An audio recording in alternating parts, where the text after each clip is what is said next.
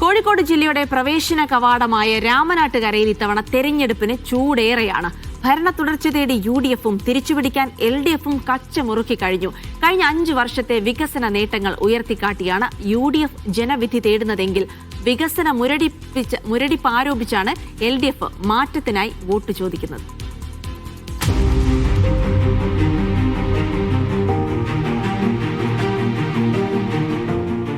കോഴിക്കോട് ജില്ലയിലെ ശ്രദ്ധേയ മുനിസിപ്പാലിറ്റികളിലൊന്നായ രാമനാട്ടുകരയിൽ ഇത്തവണയും പോരാട്ടം കടുപ്പമേറിയതാണ്. നിലവിൽ 17 അംഗങ്ങളുടെ പിന്തുണയോടെയാണ് UDF ഭരണത്തിലുള്ളത്.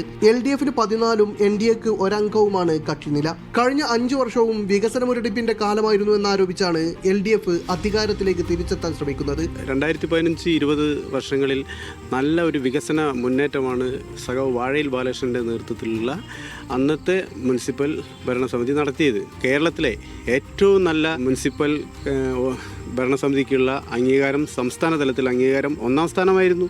ഇന്നിപ്പോൾ രാമനാട്ടുകര 87 മുനിസിപ്പാലിറ്റിയിൽ 70ാം സ്ഥാനമാണ്. അത് തന്നെ ആലോചിച്ചാൽ മതിയല്ലോ, എന്തായിരുന്നു അവർ ഈ 5 വർഷക്കാലം നടത്തിയത്, എന്ത് നേട്ടമാണ് അവർക്ക് ഇവിടെ ഉയർത്തിപ്പിടിക്കാനുള്ളത്. എന്നാൽ ശക്തമായ പ്രതിരോധമാണ് UDF ഉയർത്തുന്നത്.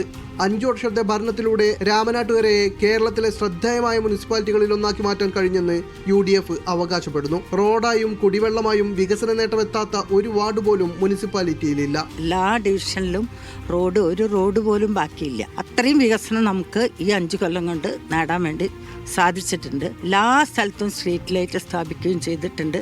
കുടിവെള്ളം എല്ലാ ഡിവിഷനിലും എത്തിച്ചിട്ടുണ്ട്. അതുപോലെ തന്നെ നമ്മൾ ആരോഗ്യ മേഖലയിലാണെങ്കിലും ഹെൽത്ത് സെൻ്റർ ഉണ്ട്, 2 വെൽനസ് സെൻ്ററുകൾ തുടങ്ങി. ആരോപണ പ്രത്യാരോപണങ്ങൾ തുടരുമ്പോഴും രാമനാട്ടുകര ആർക്കൊപ്പം നിൽക്കുമെന്ന ആകാംക്ഷയിലാണ് രാഷ്ട്രീയ കേരളം. പഞ്ചായത്തായിരുന്നപ്പോഴും മുനിസിപ്പാലിറ്റി ആയപ്പോഴും ഏതെങ്കിലും ഒരു മുന്നണിയെ സ്ഥിരമായി പിന്തുണച്ച ചരിത്രം രാമനാട്ടുകരക്കില്ല. 2015-ൽ മുനിസിപ്പാലിറ്റി ആകുമ്പോൾ ഇടതുപക്ഷത്തെയാണ് ഈ മുനിസിപ്പാലിറ്റി തെരഞ്ഞെടുത്തത്. എന്നാൽ 2020-ൽ UDF ഭരണം തിരിച്ചുപിടിച്ചു. 3ാം അംഗത്തിൽ ഇറങ്ങുമ്പോൾ ഏത് നിലക്കും ഭരണം പിടിക്കാനുള്ള കൊണ്ടുപിടിച്ച ശ്രമത്തിലാണ് UDFും LDFും. നിലവിലെ ഭരണസമിതിയുടെ വികസന നേട്ടങ്ങളും പ്രതിപക്ഷത്തിന്റെ വികസന മുരടിപ്പ് ആരോപണങ്ങളും വോട്ടർമാർക്കിടയിൽ ഒരുപോലെ ചർച്ചയാണ്.